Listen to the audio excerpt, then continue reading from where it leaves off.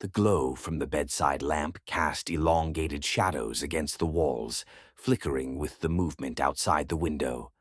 I sat on the edge of the bed, fingers locked together, staring at the door she had walked through hours ago. My mind replayed every second, every whisper, every excuse she had used to cover up the truth. Tonight was supposed to be different. I had waited, given her the benefit of the doubt, convinced myself that love could not be drowned by betrayal. But love was fragile, easily shattered by deception, easily crushed by the weight of lies. The clock's red digits glowed in the darkness, mocking me with each passing minute. Midnight. Still no sign of her. The phone, resting on the nightstand, remained silent, void of the messages that should have come if she truly cared. No updates, no reassurances, nothing but the overwhelming confirmation of what I already knew. I reached for the glass of whiskey, letting the burn slide down my throat as my mind drifted to earlier in the evening. The way she had smiled before leaving, how she adjusted the strap of her dress, the slight hesitation when I asked where she was going. Her excuses had become predictable: dinner with friends, a work event, last-minute errands, lies, all of them. I had given her time, more than she deserved, opportunities to come clean, to show remorse, to admit what I already knew.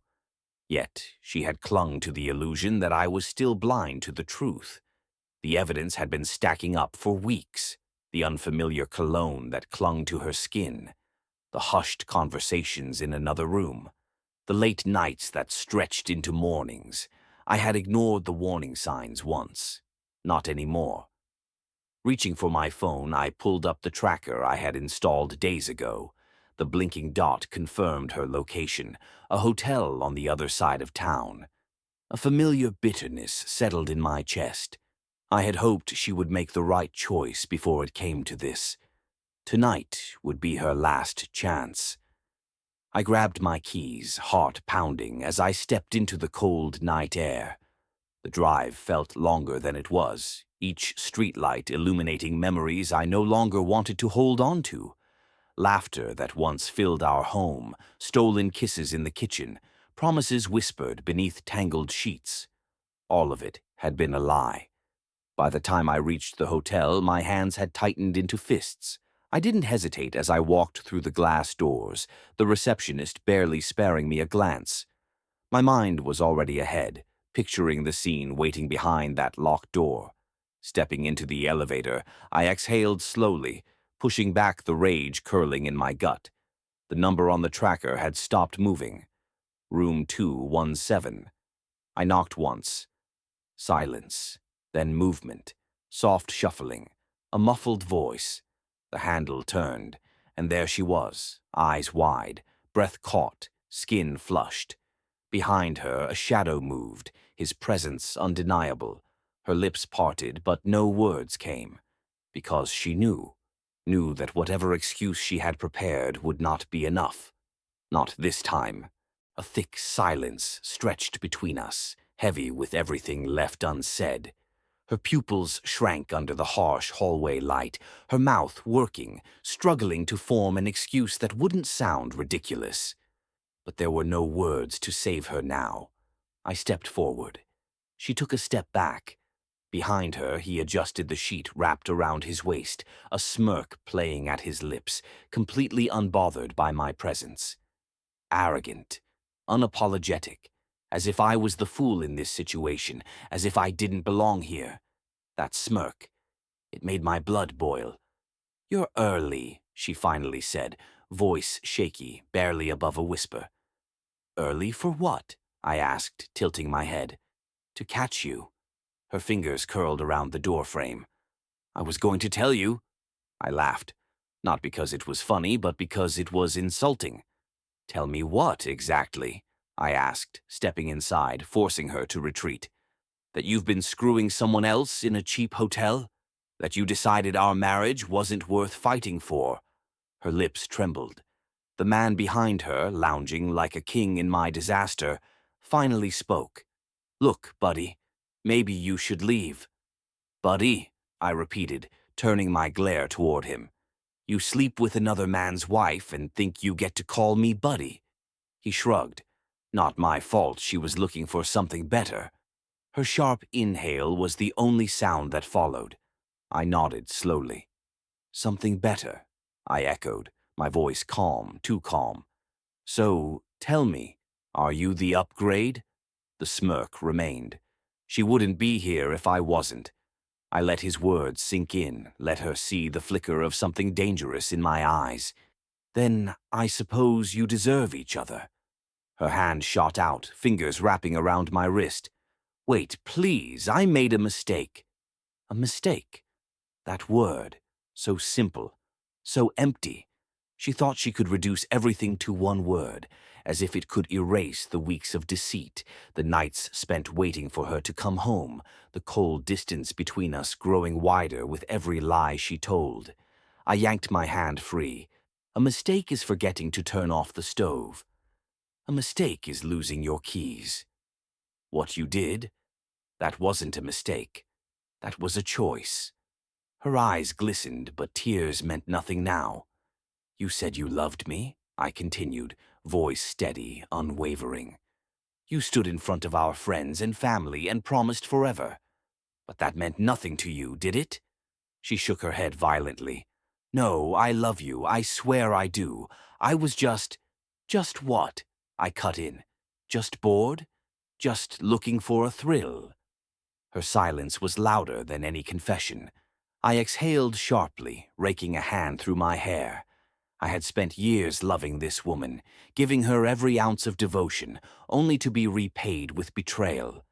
And still, there was a part of me that wanted to believe she regretted it, that if she begged hard enough, I might listen.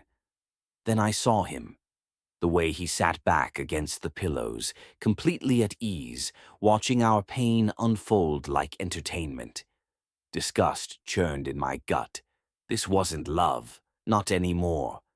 "You lost me, Anna," I whispered. "You lost everything." Her face crumpled.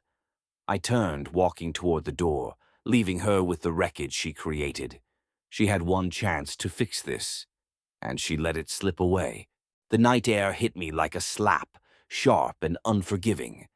I kept walking, each step heavier than the last, but I refused to stop. Stopping meant thinking.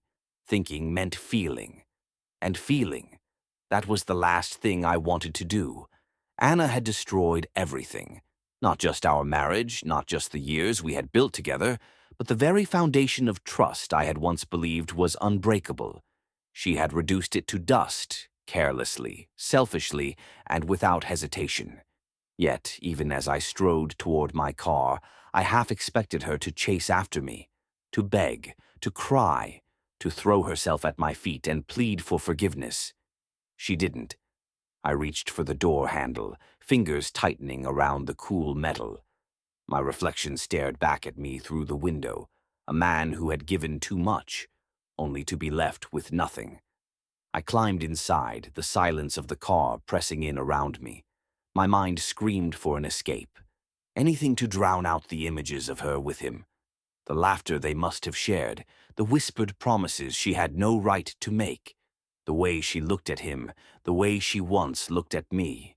I slammed my fist against the steering wheel, the sharp burst of pain grounding me, keeping the rage from swallowing me whole. I needed to go home, not because I wanted to, but because I had to face what came next. Anna had made her choice. Now it was time for me to make mine. The house felt hollow when I stepped inside. The air was stale, untouched, as if the walls themselves had been holding their breath, waiting for me to return. Everywhere I looked, there were ghosts of what once was. The framed wedding picture hanging in the hallway, the one where she had clung to me, laughing, as if she had never been happier. The blanket she always curled up with on the couch, still draped over the armrest. The scent of her perfume lingering in the air, taunting me with memories I wanted to forget. I stood in the living room, staring at the life we had built together, now nothing more than a cruel joke. This was supposed to be our forever. But forever had an expiration date, and she had stamped ours the moment she let another man touch her. I moved on instinct, heading to the bedroom, pulling open the closet doors. Her clothes hung neatly beside mine, her shoes lined up in perfect rows. I reached up, grabbed a suitcase, and threw it onto the bed. I wasn't going to wait for her to come home and pretend like nothing happened. She had made her decision. Now I was making mine. One by one, I pulled her clothes from the hangers, shoving them into the suitcase with no care, no hesitation. Jewelry, shoes, perfume bottles, everything that belonged to her, everything that had once filled this home with warmth, now felt like poison. By the time I was done, the room felt emptier, lighter, like I could finally breathe. My phone vibrated in my pocket. I knew who it was before I even looked. Anna. I let it ring. Then it vibrated again, and again. Desperation. I smirked. She could beg all she wanted. She had already lost me. The phone continued to vibrate, each call coming faster than the last. Desperation bled through the screen, but I didn't answer. There was nothing left to say. She had already spoken through her actions, and I had listened loud and clear. I picked up the suitcase, carried it to the front door, and set it down. Then I waited. It didn't take long.